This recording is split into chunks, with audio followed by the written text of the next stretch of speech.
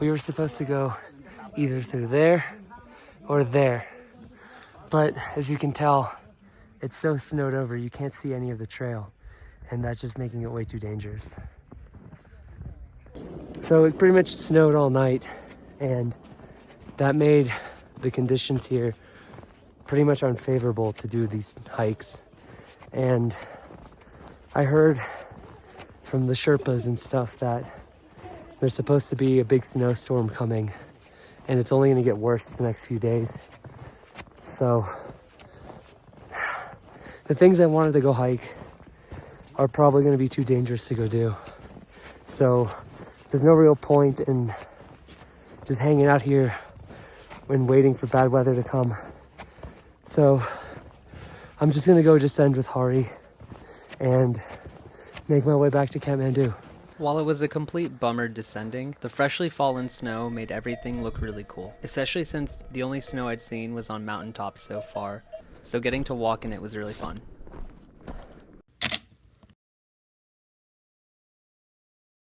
So, but where are we going again? Going Pangbuche. Pangbuche? Yeah. And that takes 6 to 7 hours. Let's see. From Pangbuche to Dibuche, it just take around 1 hour more. Okay.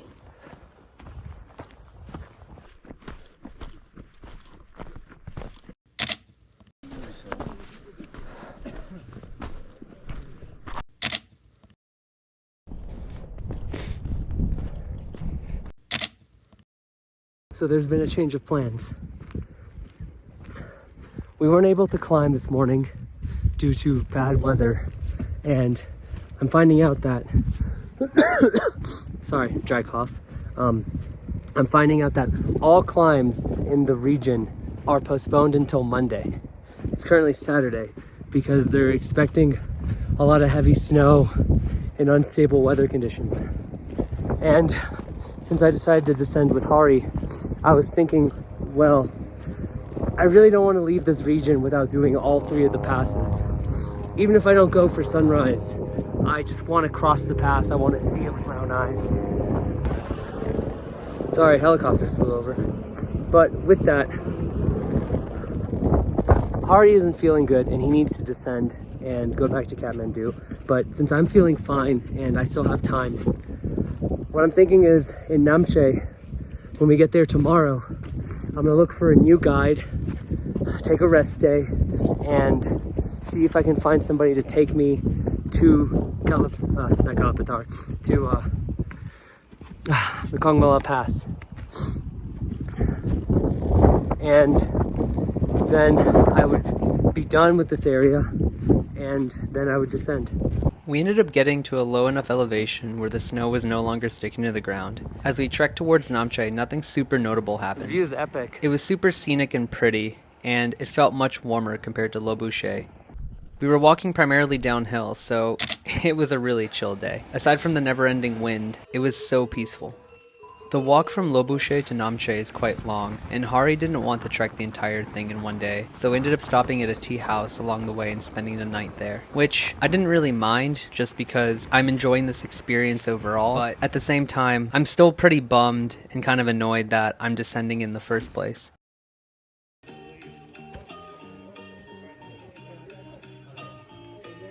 After a quick breakfast and hanging out with the Sherpa, who was enjoying his morning music and a cigarette, we are off. We stumbled across a monastery. Intrigued, I decided to stop and go check it out, only to find out that it was closed off to the public for a prayer service. That prayer service just happened to be an hour long, and I was unlucky to have made it just when it had started. Damn. Oh well, next time. Moving on. We continue our descent, and it was surprisingly more tiring than I thought it would be.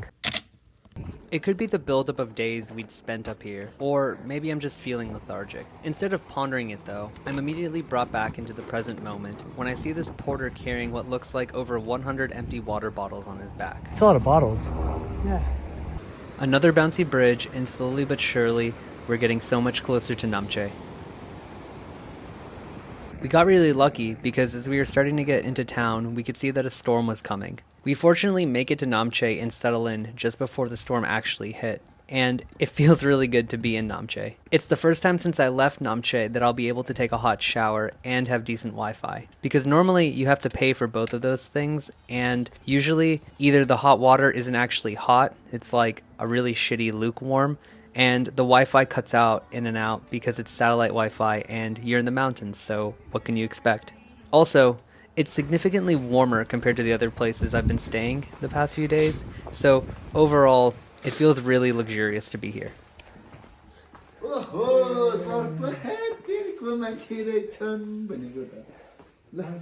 So I just met with my new guide.